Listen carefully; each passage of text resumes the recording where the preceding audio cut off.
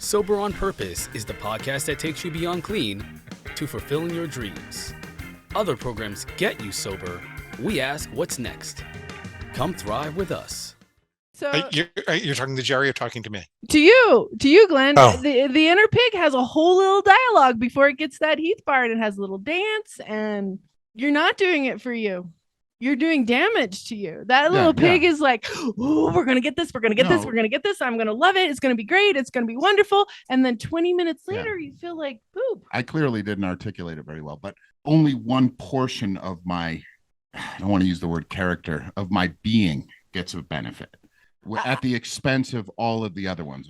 That's why you need to do this program, because you're not really, there's nothing really getting a benefit. The reptile. Is it? Well, I think you're pointing out a relationship between addiction and narcissism. And by the way, Jerry, I think for alcoholics and drug addicts, moderation is stupid. I do. I mean, I think even and you know, you alluded to that with I don't eat chocolate anymore, right? Yeah. The stats with food tend to be for any particular substance. Think of sugar as a substance, think of chocolate as a substance, think of salt as a substance, think of cheese or nuts or things that people get out of control with. People ask me, how do I know, should I moderate or abstain? I'll tell them, I don't really know whether you're a moderator or an abstainer. I can tell you 2 out of 3 people seem to be able to moderate. The third one can't. For chocolate, I'm an abstainer. I have to be an abstainer. For flour, I abstain anyway, but once in a great while, I might convince myself to plan out a vegan pizza because I really miss it. And then I really wish that I didn't afterwards, but I don't go crazy afterwards. You know, it's just my planned indulgence, and that's that. And it's in a particular time and a particular day and a particular amount, and it's gone. And I can do that, but mostly I choose not to. Chocolate, I won't touch any time for the rest of my life. And what had you, this is part of the program, is having each person come to their own decisions, like you said, abstainer versus moderator, and having them come to their own decisions about that. How does that work? How did you make that choice? Well, it has to do with my psychological training, actually. In the type of training I was most interested in, I studied self-destructive behavior, and self-destructive behavior is often driven by a desire for autonomy. And, you know, people would rather self-destruct than feel like they gave over their will and their power to somebody else. And so I found that I just didn't want to follow anybody else's diet. I'd read an awful lot about things myself, and I would consult with experts, and I had a lot of opinions, but like to this day, I just don't want to follow anybody else's diet. I have people that I really respect, but I don't want to follow anybody else's diet. And I found that to be very true when I started working with people, that, you know, the moment that some diet doctor gives you a diet to follow or a set of food rules to follow, the pig will say, that diet doctor isn't any good. He doesn't know what he's doing. And too bad that's not going to work. Until we can find another one, we're going to have to go right on binging. And so I said, isn't it about time I just took responsibility for my own well-being? I know what I'm supposed to eat, and I'm obviously never going to do anybody else's plan 100%. So let me start with one simple rule, build up from there, and just prove to myself that I can actually do this thing. So that's how I made that choice. What I really like about what you've been saying through, I don't hear a lot of dogma. I don't hear a lot of this is good and this is bad, this is right and this is wrong. This is more about, from what I believe, and please correct me if this isn't what you're saying, is this idea of we need to discover this as individuals, what we can and cannot do, and how we can grow into the best diet that our body agrees with. Yeah. You know, and obviously, I mean, I don't think it takes a rocket scientist to say, you know, that my Heath bar thing going on over the last few weeks is probably not good for me, you know, whether it be in moderation or otherwise. Think? But I mean, but you can eat whatever you want to if you're willing to deal with the consequences. Yeah, absolutely. But I guess what I'm just saying is you know, it doesn't take a rocket scientist to know that is not a healthy life choice, a healthy diet choice, where you can look at something else. Like I've got my garden in the backyard here, and we're going to go pluck asparagus, and we're going to go pluck zucchini and some cherry tomatoes tonight. Pluck. I'm sorry. I'm sorry. I thought you were saying something else. We're gonna have to have that edited out. Yeah, I should have said pick. We're gonna go harvest some zucchini and asparagus. Okay. Pluck, Okay. P-L-U-C-K. That was the word. Pluck. And know that that's probably a good choice. That's going to benefit me. So there's nuance in here somewhere in between the organic garden that's vine ripened and grown locally and my Heath Bar thing. There's some nuance in there. Yeah. And you're going to have your vegan pizza with flour once in a while. Maybe it's rice flour. I don't know if that makes a difference. But anyway, I just respect that when I'm around somebody who tries not to say, I've got this whole thing figured out. And I'm not getting that vibe from you at all. Right. Yeah. Go on. I'm sorry. So one of my other huge epiphanies was, and it's along these lines of, why is my lizard brain saying, fight with it, mate with it, kill it? And I had signs hung up in our kitchen for a little while. They said, I see you, pig. Because one of the epiphanies I had was every time it got stressful, I have two sons who are now over 6 feet. Every time it got stressful, I started opening the cabinets. And so what the groups helped me realize, especially Yoav helped me realize, was I was putting food in my mouth, trying to keep them safe from not saying something ugly. But really, because I was disconnecting and disassociating so much, I actually was saying more ugly things than if I had been present or had chosen to leave. You eat when you're hungry, not when you're happy, mad, sad, angry. And that blew my mind. So every time I go for the pretzels in the cabinet, which is my nemesis right now, I'm like, why am I here? Why am I eating this?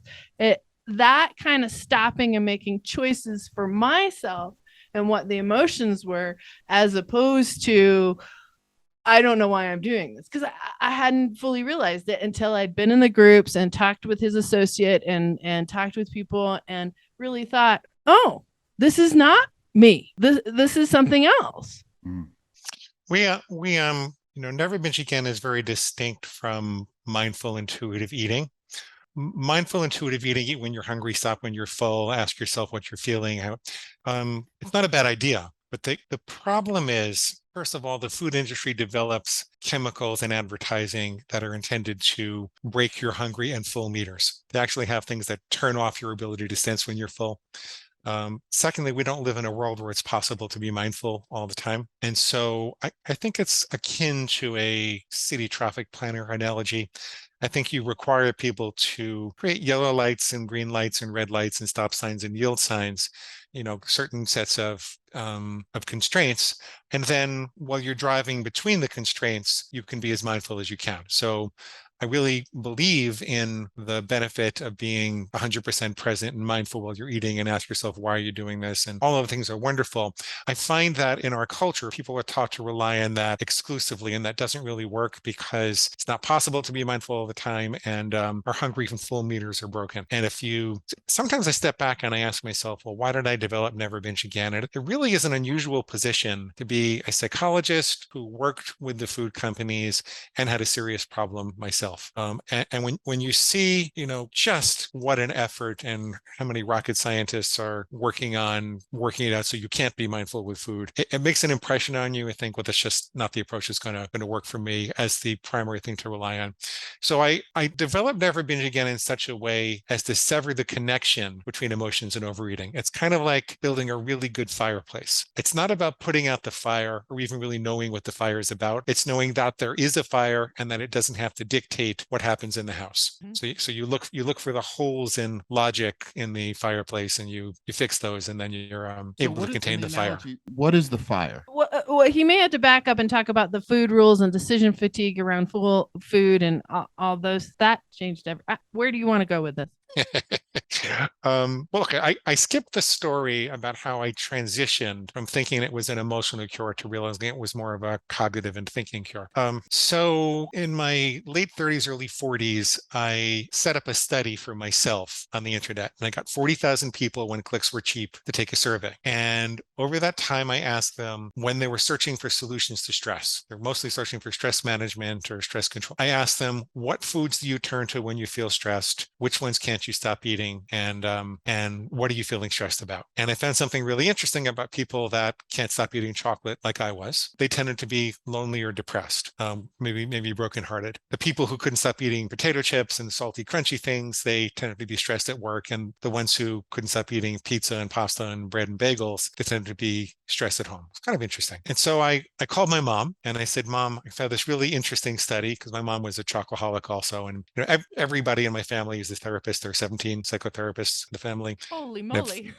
Yeah, if something breaks in the house, everybody runs over and asks it how it feels, but nobody knows how to fix it.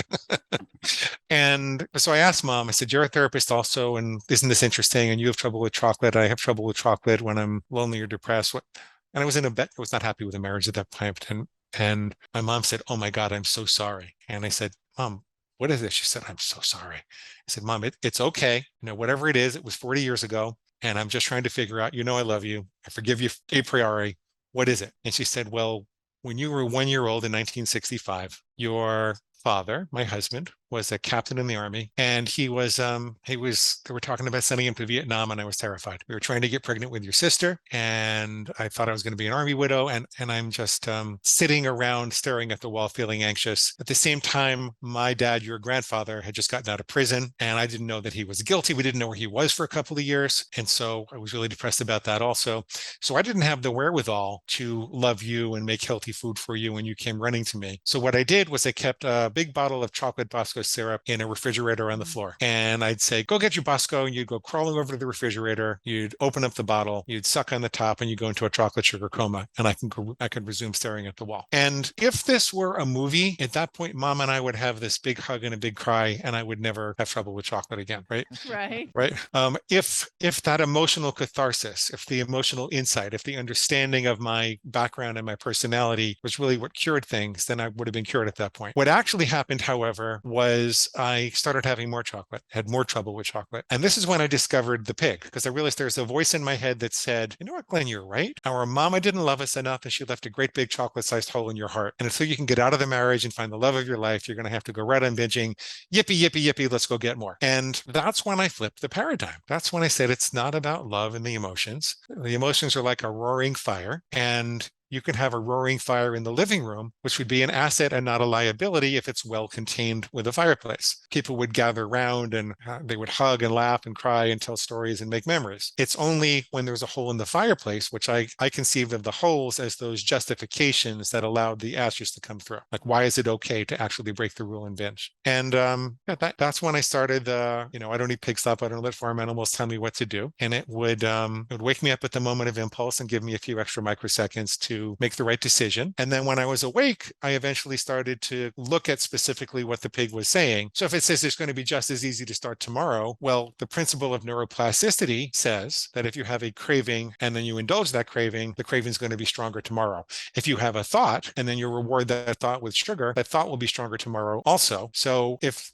the only way to eat healthy is in the present, you can only ever use the present moment to eat healthy. And if you're in a hole, you have to stop digging. And so I would disempower the cancerous logic the pig had used to poke holes in the fireplace. And that's how Never Binge Again was born. There's a lot more to it, but that's how Never Binge Again was really born. I kept a journal for 8 years, and eventually, I've said, could you write a book? And that's how it all came into fruition. Absolutely. Yeah. Does that answer your question? I think so. Yeah.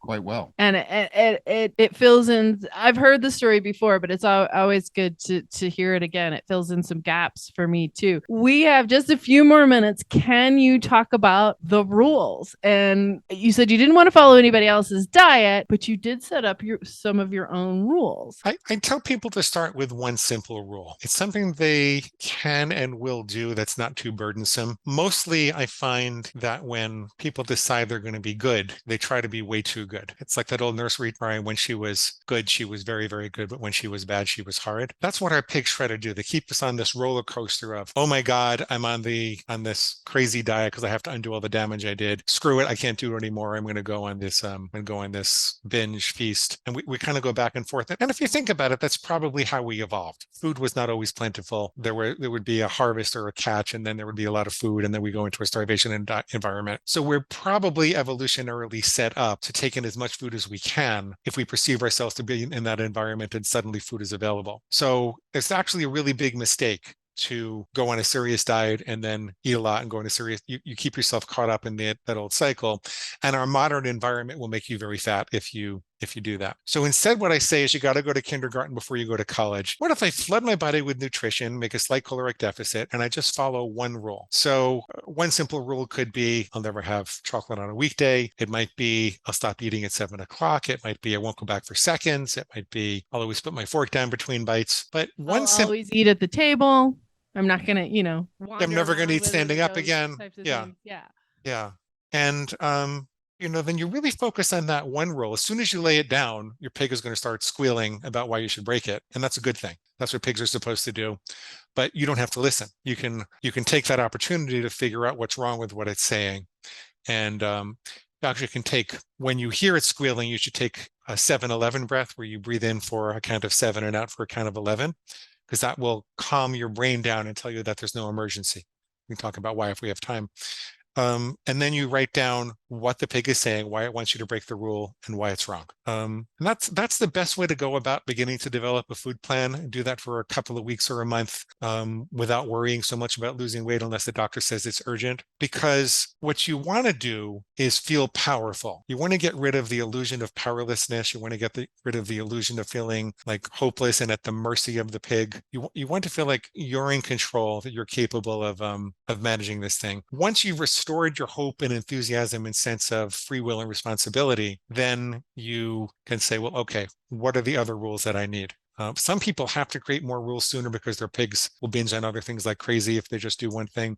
But it's really better if you can. Most people, if they just do one simple thing, they find that they naturally start eating better across the rest of their life, even though there are no rules, because they feel in control and that feeling overtakes them. But then you start, you say, well, where am I getting empty calories? How can I build rules that will fill that in with healthier nutritionally dense calories? How do I drop the volume if I need to drop the volume? And you work out a plan for yourself little by little. I tell people there are 4 categories of rules. There are nevers, which say just going to totally eliminate. That's for abstainers. Always, like I'll always drink 2 glasses of water before a meal, or I'll always brush my teeth right after dinner. There are conditionals, which are things that allow you to have certain foods, but only certain conditions. Like I'll only eat chocolate on a weekday, or only have pretzels at a Major League Baseball park. And then I think it's good for people to think through unconditional things, like what can you have whatever you want, no matter what. Like I can have unsauced green vegetables whenever I want to, all the time, as much as I want. Yeah. And then you slowly but surely work your way into a relaxed, settled, powerful position, and you adjust until your body looks the way you want it to look, and you achieve the health goals that you want to achieve. And it's not rocket science. And that's what I found was this was very simple, very supportive. The way that you have calls, the way that you have your coaches show up, the way that you have the email coaches. And then now I am a journaler, so this was easy for me. If you're not a journaler, you can do it by audio, you can do it in a lot of other ways, but the simplicity of it, and unlike other diets of having to measure and having to weigh and having to do this, that, and the other, this is not a diet. This is a lifestyle and a shift for how you want to think about yourself and food. What you're really doing, the distinction from a diet, is that nobody else gives you the rules, but also you're shifting the important food decision in your life important for decisions in your life, from whim, impulse, and emotion to your intellect. That's really what Never Binge Again does. So you can use your head to think through how you want to eat and stay with it. That's what we do. That's why it's not a diet. So Yeah. Dr. Glen, can you tell us where to find you, how to find all this information? And we will put in the show notes. Be sure and subscribe when you do that. But we'll put in the show notes how to find all of his websites, his book, and his book is free. And I want to hear about your YouTube channel and then any publications that you got. I mean, we've written 7 books. So if you go to neverbingeagain.com and click the big red button and sign up for the reader bonus list, you'll get a free copy of Never Binge Again in Kindle, Nook, or PDF format. There are also paperback and Audible versions, but there's a charge for that. You will get a set of food plan starter templates, which is just a set of rules that could apply to any given diet: ketogenic, vegan, macrobiotic, point counting, calorie counting. Whatever it is that you're doing, program is diet agnostic, and we just wanted to show you examples of how people created rules for each plan. But again, they're just starter templates. You make your own. And then you'll also get a set of recorded coaching sessions, because I know this sounds really weird and harsh in the abstract. Like, why do Tanya and Jerry have this doctor with a pig on inside of him? It sounds like it must be really cruel and less than compassionate, but it actually takes people from feeling hopeless and powerless and confused and despairing to feeling hopeful and empowered and optimistic in just one session. So I recorded a bunch of sessions. This is all free, neverbingeagain.com, and click the big red button. All of our social media is on the site. What you really want to do is just sign up for the reader bonus list, and you'll find out about the other books. You'll find out about that we wrote other books on nighttime eating, on specific triggers, on all sorts of stuff. But you'll find it's neverbingeagain.com. Click the big red button. You'll find everything. And then the coaching program, like I said, is very supportive. And the other thing that I really liked about it is, unless your prices have changed in the last 2 years, is very reasonable compared to a lot of other programs. It's a very reasonable program. We're struggling a little bit with the cost of advertising and inflation, so we might have to raise it a bit soon. Even but if you doubled it, transitory, doctor. If you doubled it, Dr. Glen, it would still be a very reasonable cost program. So Thank you. Even if you put it out there like that. We super appreciate your time. Thank you for taking the time with us. We're sorry we ran your cat off. Yeah. But really appreciate that. And please subscribe below, because we're going to send out more material like this. And if you haven't, on our podcast channel, on Sober on Purpose Podcast, make sure you click the button on there too.